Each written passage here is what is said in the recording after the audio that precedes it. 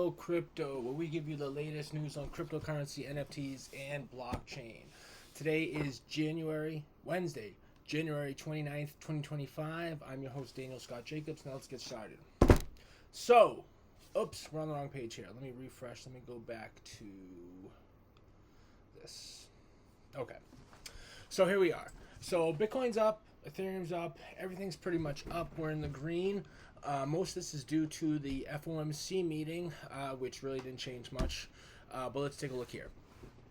Bitcoin's up 2.3% in the 24-hour, Ethereum 0.9%, XRP's flat. Let's look at Dogecoin. I do like Doge. I hold Doge.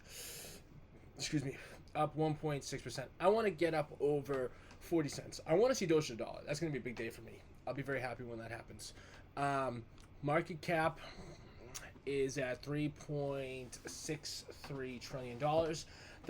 For perspective, the highest the market cap has ever been is $3.895 trillion. So if you think about it, we need another $18 trillion or so, actually less than that, $16 trillion to get back to where we were basically. And if you think about it, just to get put in perspective, Bitcoin was at about 108,000 when that happened. So you think 5,000 on Bitcoin relates to about $15 trillion. That's a good way to think about it because Bitcoin moves the whole market, so you can make assumptions like that. Let's look at the top gainers and top losers. I'm looking at Butthole Coin. Oh, it went down. When I looked like an hour ago, it was at the second highest. All right, so the top gainer for the 24-hour is it's up 107.5%. It's OSOL number 389 on CoinGecko. I keep saying CoinMarketCap. Maybe I should switch.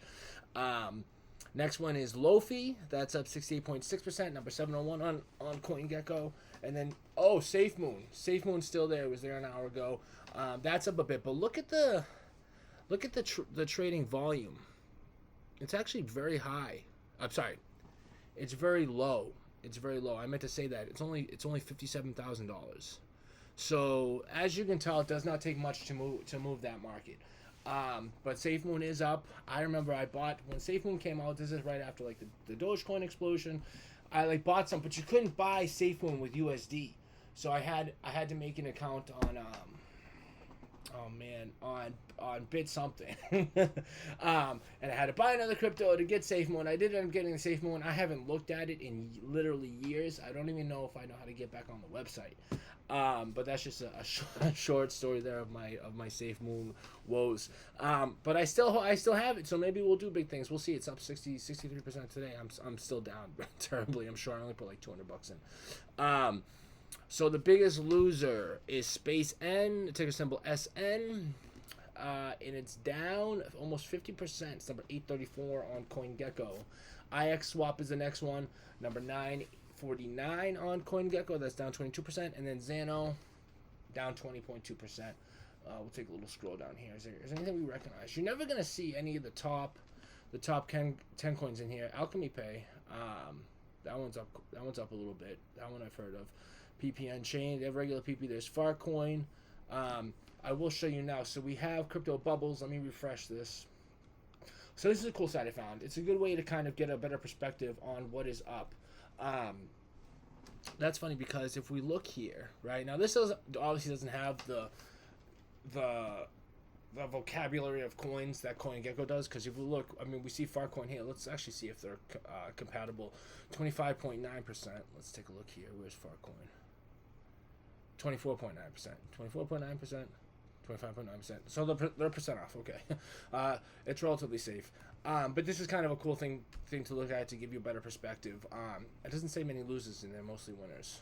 But the market is mostly green today, so I guess that would make sense. Let's move on to some new stuff. So Coinbase, I like Coinbase. The reason I like Coinbase is because they're regulated and they're publicly traded. So just the fact that they're publicly traded, they have to follow the red tape involved in that organization as opposed to someone who's not publicly traded is much more intense than just your regular, run-of-the-mill company. Like I wouldn't say Binance is run-of-the-mill, but that's an example. So let's take a look at what they have to say here. So U.S. President Donald Donald Trump's co-campaign manager for the 2024 election, will be joining cryptocurrency exchange Coinbase's advisory council to address digital asset regulations. This is something that no other president would do, right? No other president would almost team up with a company, right? If they were to pick one, I'd probably say you should choose Coinbase, because simply the fact that they're in the U.S. and they're publicly traded. But like, you wouldn't see Biden go and do something like this. I mean, he wouldn't be talking about cryptocurrency and as big of an advocate, if an advocate at all, for it. But still, he wouldn't go and do something like this. It's just the media would tear him apart. But with Trump, you can almost expect this kind of thing. Let's continue. On January 29th, in a January 29th notice, Coinbase said former Trump co-campaign manager Chris LaSavita would join former U.S. Senator Kristen Sinema, formerly New York Fed President Bill Dudley, and former Colombian ambassador to the U.S. Luis Alberto Moreno on the exchange's Global Advisory Council. LaSavita, who worked to help elect Trump, has close ties to the Republican National Committee and likely continues to have a relationship with the U.S. president. According to LaSavita, I like saying that, LaSavita, the crypto industry deserves better than former U.S. President Joe Biden's administration approach to legislation and regulation. He echoed Trump's claims of making the U.S. a leader in digital assets. I'm not a fan of Biden. The reason I'm not a fan of Biden is because he was just a puppet for the Democratic Party. I don't think he had an original thought in his head. I really don't. And I think his brain capacity started to diminish as his term went on. But moving on.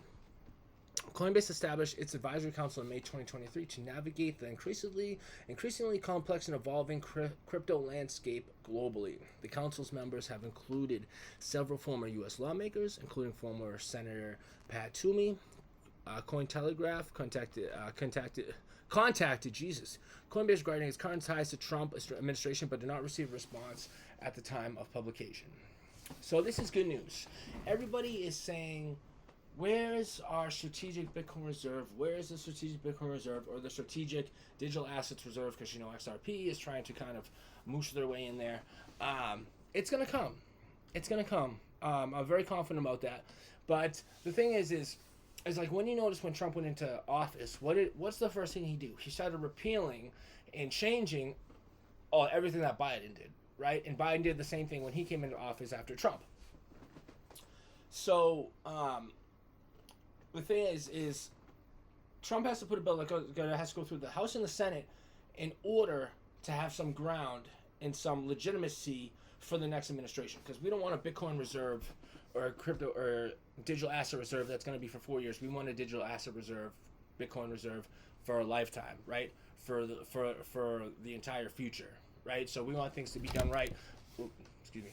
But at the same time, we want them done fast. But it will come. A theory is that the Bitcoin bull run hasn't even started yet. I'm getting numbers, you hear them all the time, but I think Bitcoin is probably going to be over 200K.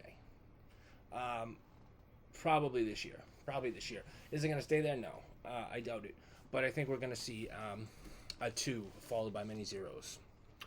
Okay, moving on. The Fed. So the Fed had their FOMC meeting today. Here's their statement that they released.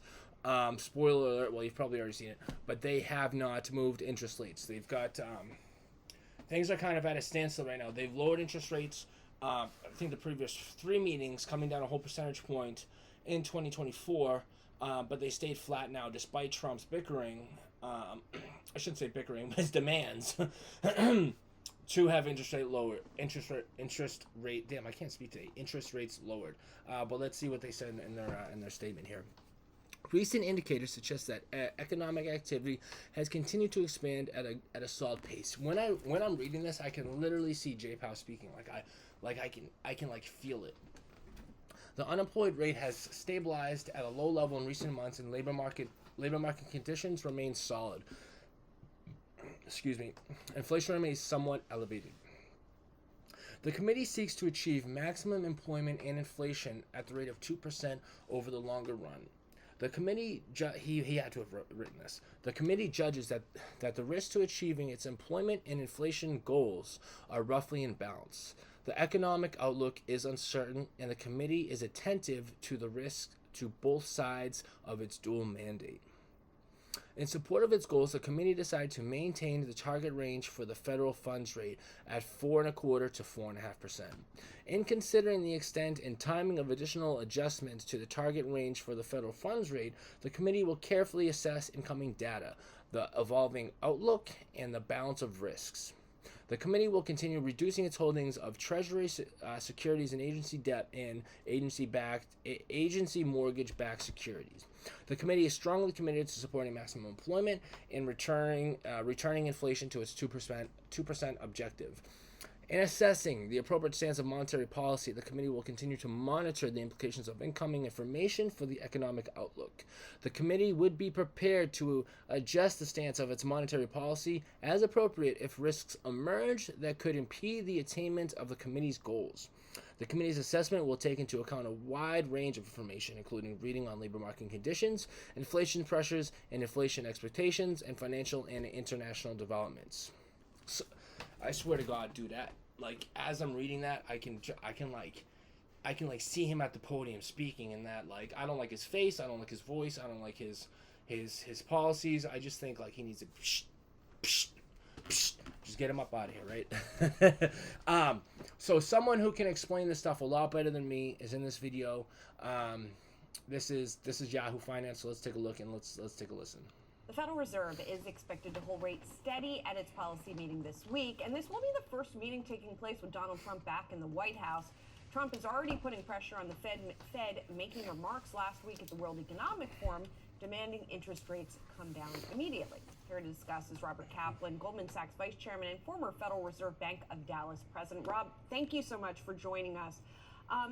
I think we have to dive into the political aspect of this a little bit. You know, and Jay Powell, of course, has been very steadfast in pushing back against any suggestion that there would be political pressure brought to bear successfully on the Fed.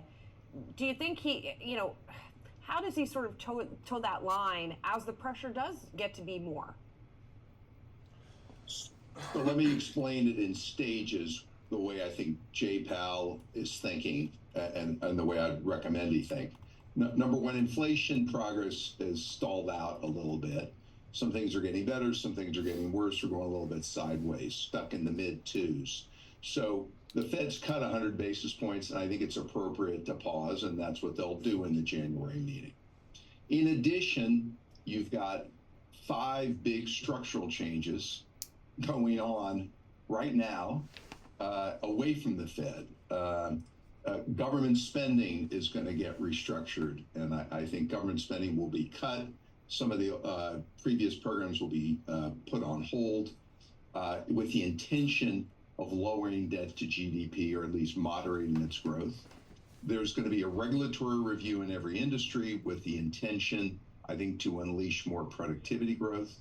There's going to be an effort to lower energy prices and improve the whole energy ecosystem from drilling to transmission, refineries. We'll see if it succeeds, but that's the intention. We know we're in the middle of deporting a certain number of workers. We just don't know how far the deportations will go and how much workforce growth will be. And lastly, you've got the whole tariff discussion. Is it a negotiating tool? Are they actually going to be put on? What's going to be the treatment of Mexico and Canada in particular? Because that's what allows U.S. companies to domicile here, many of them, the intermediate goods. So got all that uncertainty. That's another reason to pause. And I'm not saying how long they're going to pause for, and I don't think he should say. They're going to skip January. He should then, they will be at the Fed, I would guess, furiously trying to understand these different policy changes and understand the impact they'll have, but that could take some time. And when Jay Powell says he's not going to be subject to political influence, he really's got to wait until they have conviction on what they're seeing and they see demonstrable evidence of inflation improvement before they could take any next step. And so, yeah, it could get uncomfortable here, depending on how long they pause. But if I were him, I wouldn't say I'm going to pause past, I don't know how long we're going to pause, and I wouldn't rule out March, but he doesn't know yet because we don't know how these puzzle pieces are going to unfold. And Rob, you talk about the structural. So there's a bit of information there. One thing I will say is, so Trump wants to control the Fed himself. The Fed is supposed to be a separate entity. Trump thinks he should be in the room. I almost agree with him. Moving on. Okay, pay no attention to that. I actually wasn't going to go there anyway. Okay. So, OpenAI, more drama about that. So, surge in fake crypto tokens app as DeepSeek AI goes viral. So, AI has been the most downloaded app on the App Store. I don't know what I'm doing wrong. I don't know what it's. I tried to download it. I tried to make an account. I tried to verify my email. It wouldn't send me the verification email. I have my VPN going. Maybe that had something to do with it, but I'm going to try again. But I have not used DeepSeek yet because I was not able to get in. And it's not like, at least, I didn't spend much time messing with it, but when I was on it, so like ChatGPT, you don't need to make an account to use it. You can just use it. I think DeepSeek, you do make an account, or at least that's what I thought I was prompted to do. Again, I only looked at it very briefly this morning, but I wasn't able to go into the DeepSeek, into the deep sea. So ChatGPT works just fine for me, and I prefer to use that anyway. It's an American-based company. So let's see. So before we get into the fake stuff, they have a little note here. So the world of artificial intelligence and cryptocurrency have intersected in intriguing ways this week, with two major developments capturing attention. Privacy-focused AI platform Venice AI, founded by Bitcoin advocate Eric Voorhees, launched its Venice token, ticker symbol VVV, on Ethereum's base network, achieving $1 billion valuation within hours. Meanwhile, the viral success of Chinese AI firm DeepSeek has spurred a surge of malicious DeepSeek scam tokens, highlighting the risks associated with emerging technologies. So as you can see with Butthole Coin, there are many. Anybody can make a coin, right? I'm reading a book right now. It's Blockchain for Dummies. It's a great book. It literally tells you many things about blockchain, but it tells you step by step where to go, what website, what to do, what to enter in the prompts to make your own coin, to make a security token, all different things. So it's not hard to do. So that's why, you'll read. They're making tons of these fake coins. So DeepSeek's viral success sparks surge in malicious crypto tokens. A recent surge in malicious DeepSeek cryptocurrency tokens has raised alarm in the crypto community, mirroring a troubled trend of scammers exploiting trending narratives to deceive unexpecting users. According to data from security firm Blockade, the past 24 hours have seen the creation of at least 75 scam tokens. Damn, I really can't speak today. Tied to the Chinese AI company DeepSeek, representing a threefold increase from the previous day. The spike in fraudulent tokens follows the release of DeepSeek's latest AI app version on January 20th, which quickly went viral, climbing to the top of the Apple Store, like I said. While the company's innovative AI technology has garnered widespread attention, its success has also drawn scammers aiming to capitalize on its newfound popularity. The surge in scam tokens tied to DeepSeek is reminiscent of the proliferation of fraudulent tokens that former U.S. President Donald Trump's launch of a meme coin on January 18th. You want to talk about fake tokens? Listen to this. During that event, the number of Trump-backed tokens skyrocketed from an average of 3,300 daily launches to a staggering 6,800 new tokens on the day of the official meme coin debut. Similarly, DeepSeek's viral AI model has become a new target for crypto fraudsters. One thing I will say, I feel like the Trump coin should not fit into that niche of meme coins, simply because he's the president. So I understand that his presidency does not offer or provide any innovation or utility to the coin itself. Excuse me. But I feel like it should offer something. Right, I feel like it just doesn't sit well with me calling it a meme coin. Maybe that's me. I mean, for all intents and purposes, I guess it is a meme coin because it has no utility. But I feel like that should be. Later down the line, we'll get some more clarity on how the crypto community sees these coins and what kind of what umbrella they fall under. All right, moving on. Cardano. So some news on Cardano, which has not done much this bull run. I remember last bull run, Cardano got up to $3, and it was like it went up rather quickly. Now it's kind of stabilized back at $1. But let's see here. Cardano will transition to a full decentralized governance after Wednesday's hard fork, Cardano Foundation says. So a hard fork is a non-backwards compatible change to the blockchain's programming. What to know? Cardano's Plomin hard fork is set to go live later Wednesday. I'm not sure what Plomin is, but I'm sure it's the name of some programmer. Like the ticker symbol ADA is named after the first programmer. She was a woman, or the first, considered the first programmer. Cardano's ADA token trades slightly higher ahead of the upgrade to full decentralized governance.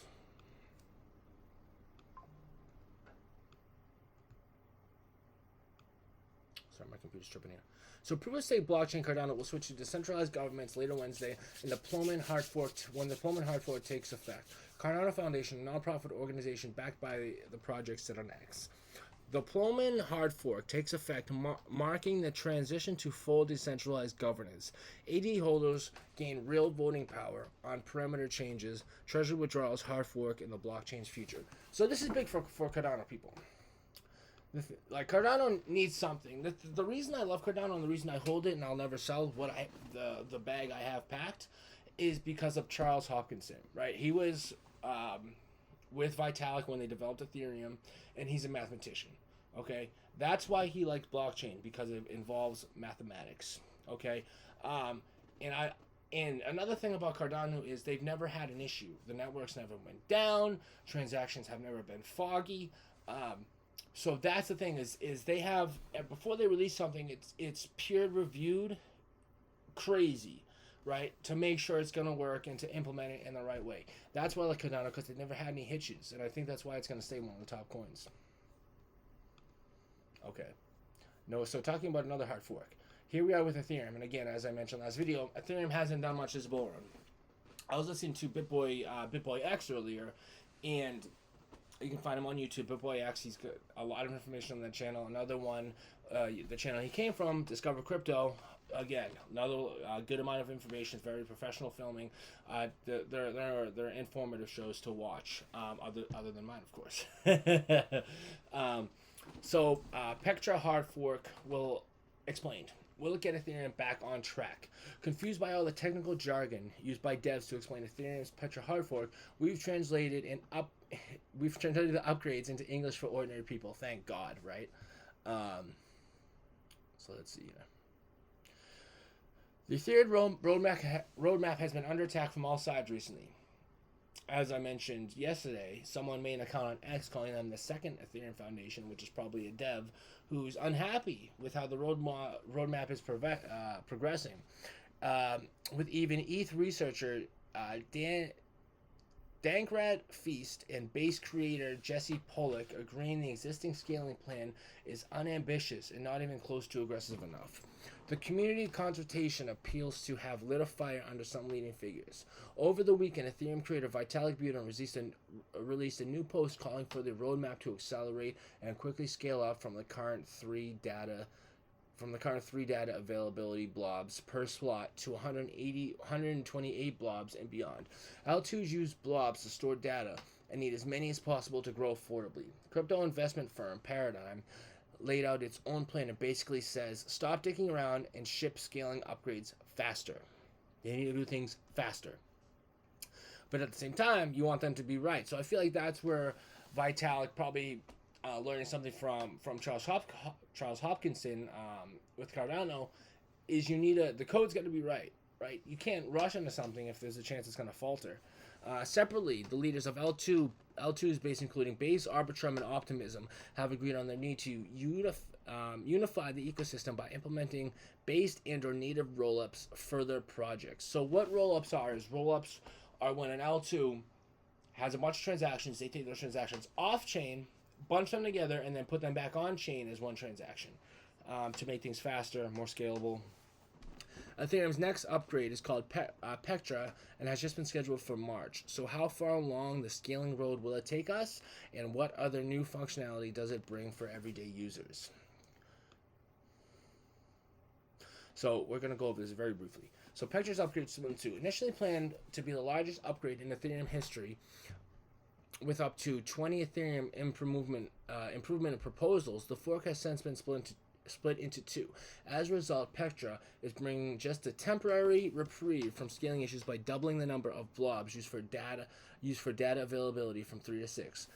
The reason this is almost a good problem to have, because there's so many dApps and so many things built on Ethereum. That's why it's having this problem, because Ethereum is so openly used. Malish Pai, the senior director of research at Consensus, points out that the data of doubling blobs was not on the roadmap like 6 months ago, but the upgrade is still not going to be able to meet the astonishing demand from L2s. The current estimates based on L2 rate of growth are that this upgrade will only be enough till the end of summer. So there's a quote in here. They're saying basically there's a shot of the roadmap, right?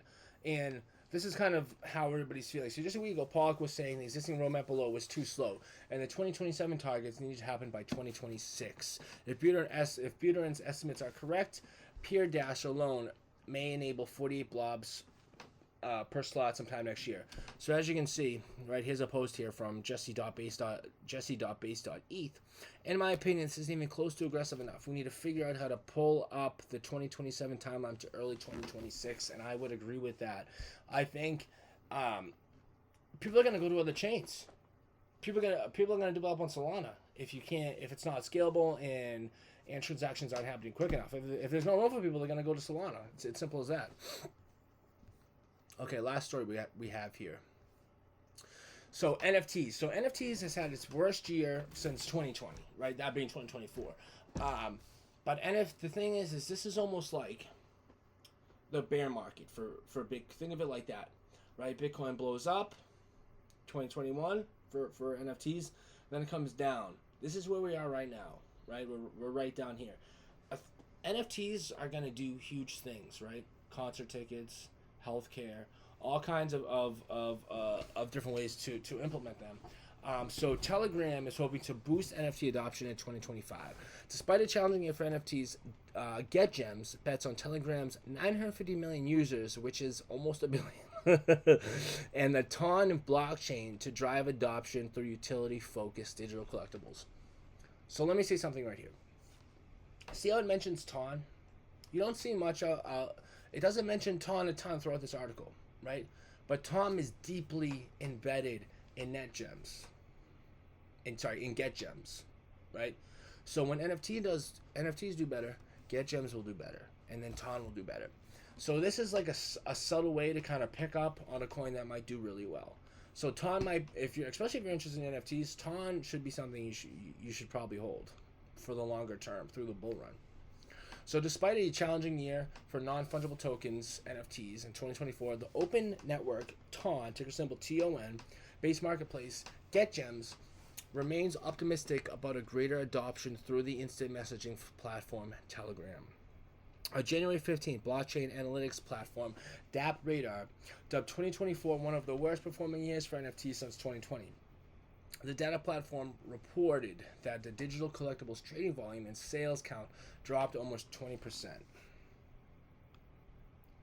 Still, some developers and companies are betting on NFTs' long-term utility. Please, we need to do that, including GetGems, which sees an opportunity through Telegram's user base and tools. Betting on Telegram's 950 million users and focus on utility. So this is something I had no idea about. So maybe you can learn too. The GetGems team places its hope on Telegram and its large user base. In September, Telegram CEO Pavel Durov reported that the platform reached 950 million active users.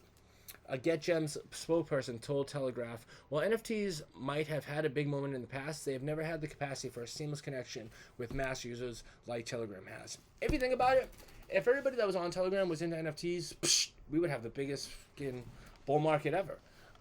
So I think this is a really good thing, and I think it's a really good way for Telegram to make some money for themselves.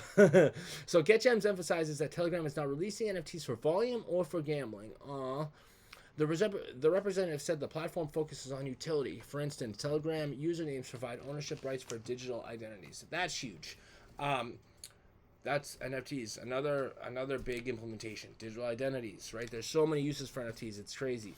Well, anonymous Telegram numbers represent accounts. According to GetGem's data, usernames have generated a total volume of 72 million Ton coin. Ton, it's at $4.89. Well, anonymous, or it's hold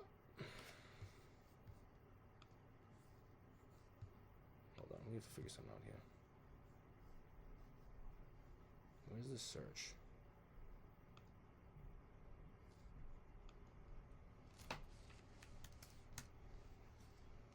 Ton. Okay.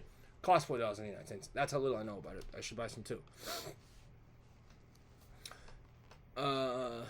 Okay, well, not so. I'll start over. According to GetDem's data, usernames have generated a total volume of 72 million Ton coin, while anonymous users accounted for 24 million Ton. While Ton trading at around $5, the two NF I got the answer right there. The two NFT collectibles have a combined volume of roughly 48 million. So this is basically what they're doing. Telegram gifts reached the Ton blockchain. On October 5th, 2024, Telegram revealed gifts, which are animated images that can be used to congratulate contacts with custom messages. Along its launch, the message platform also promised that gifts would have a feature allowing users to convert them into NFTs. So there you have it. Ton is doing big things with NFTs. We at YOLO Crypto are going to release an NFT somewhere this year. We will let you know about that. But that is what I have for you this evening. Thank you for following. If you could hit subscribe for me, that would be great. Okay? That would be big news for me. I get a few subscribers. Hit the like button too. Thank you so much.